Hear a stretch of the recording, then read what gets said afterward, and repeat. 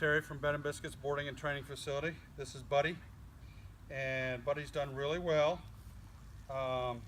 She was a real bad jumper, but we've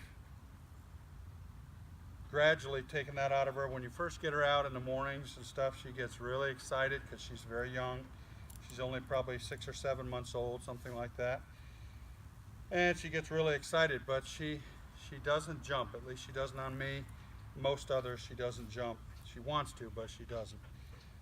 So we pretty much accomplished that, but at home you've got to do the same thing. When a new person comes to the house is when she's going to be the worst. They've got to be the one. You can put her on a leash like this and then have this prong collar on. When she goes to jump, just give a pull and release. The release, remember, is her reward. When you release the leash and the collar releases, that's her reward. Never pull it and just hang on to it. Hey, leave that. Come on. Sit. So it's just a pull and release as a correction every time, no matter what it is for. And just tell her no jump. You can tell her no jump or off, either one. She knows what both of them mean. And practice that. We're going to basically, everything's on a leash, and we're going to do about 4 or 5 different exercises: the heel, the sit stay, the down stay, the recall, and when we return, we'll start out with the heel on leash. Good girl, buddy. Okay, through all these exercises, the dog is going to be at your left side. Dog is always at your left side. I just got your leash. It's nothing special. Usually use a 6-foot leash. This looks like 4 or 5 foot, but either way, it's fine. And I'm using the prong collar, which is really good for her now. Eventually, you may not have to use that at all, but for now, with the training, we still need to use that. Only put the collar on when she's being trained at home. Don't leave it on all the time, because she can easily get it hung on a gate latch, a tree limb, a fence, or anything like that. And it's a type of choker, so it can choke her. Okay, so she's at her left side. I usually start out, hand signal to sit is put your hand up like this and tell her to sit. As I take my first step, I'm going to tell her to heel. I notice when you walk her, you tell her to come. I've suggested a couple times to you, but it's whatever, as long as you're consistent. But come usually means to come to you. The hand signal to come is when you're calling the dog. When you're heeling the dog and you want her to stand beside you as you walk beside you, it's usually heel. But if you got her trained with come, you can continue that, but then it might confuse her when you ask her to come later, because come is going to mean 2 different things. But anyway, I'd take a step forward as I tell her to heel. When I stop walking, she should automatically sit. If she doesn't, just give a pull on the collar and release, and tell her again, and she should sit. Ready, buddy? Heel. Good girl. Good girl. Very good girl. Good girl. Heel. Good girl, buddy. That's a good girl. Very good girl. Good girl. Exercise finished and praise your dog. Good girl, baby. This is going to be our recall. Again, the dog at your left side, hand signal to sit. Once she's sitting, and next hand signal is stay. Put the palm of your hand in her face and tell her to stay as you walk out to the end of your leash and face her. Now, walk out slowly. You may have to reinforce the word stay because she may try to follow you. She does it good with me because she knows what we're doing.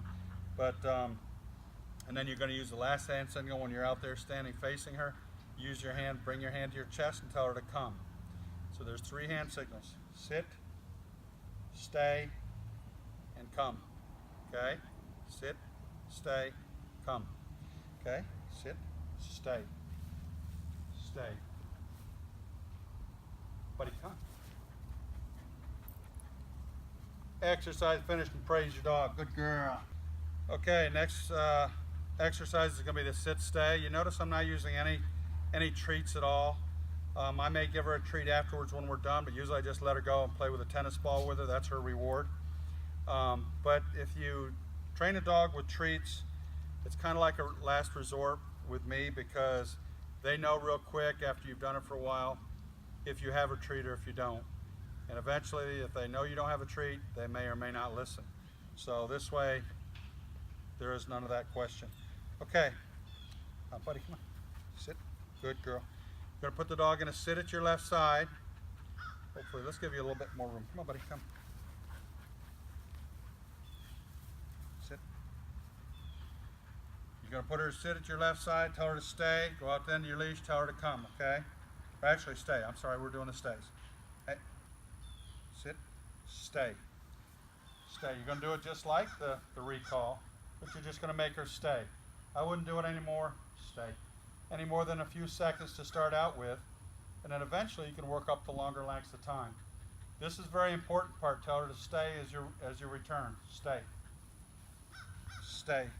They will learn to anticipate and break the stay command when you get back here if you don't make her stay for a few seconds after you get back here. As you're returning back, she'll get up every time. So once you get back here, make her stay a little bit. Stay. She knows exactly what that means. Exercise finished and praise your dog. Good girl. Okay, this is going to be her down stay. You're going to start out with her at your left side in a sit. You're going to turn and face her like this. You're going to put your finger right to the ground as you tell her to down. Okay? You might have to tell her twice. Don't tell her any more than that. If you have to tell her more than that, then grab the leash where it hooks to the collar and pull her to the ground gently as you tell her the third time. Okay? So sit. Down. Stay. Reinforce the word stay as you leave. Stay. Stay. Stay. You're only going to stay here for a few seconds. Stay. Stay. Exercise finished. Good girl. Sit. Good girl. Exercise finished. Okay, Buddy's done really well compared to what she started out at. Boy, she was and she is very energetic. When she first comes out, she's been in the kennel for a little while, she is just hyper, beyond hyper. But the big thing I know I talked to you before about, down, come on, down, come on, stay, is she needs area to run. If you can take her somewhere, whether it be a dog park or someplace that's got a fenced in area, because off leash she may disappear on you. Take her somewhere where it's safe and let her run. I let her run in this area right here. It's maybe 150 feet long by 40 or 50 feet wide. And believe me, she runs like crazy, chases a tennis ball. And that's one reason why she's a little bit, hey. No. Is she's a little bit tired because she's been running earlier. Stay. She's been running and it helps the energy level. She needs that because she's young and she's got lots of energy. But anyway, going in and out of doorways, I put her in a sit, tell her to stay. I open the door, she's on a leash, and then I do a recall. I walk through the door first, coming out the same way. And that just reinforces that you're in control of her. And all these exercises is just basically reassuring her that you're in control of her instead of the opposite. And she's just going to get better and better at all those things if you continue them at home. But I would use this collar only when you're training, and make sure you use this collar because she's going to listen a lot better. So later on, after she grows up some, and if you've done a good job at home and you keep these exercises up, I think she could be good off leash, but it'll be a little bit yet. Thank you very much.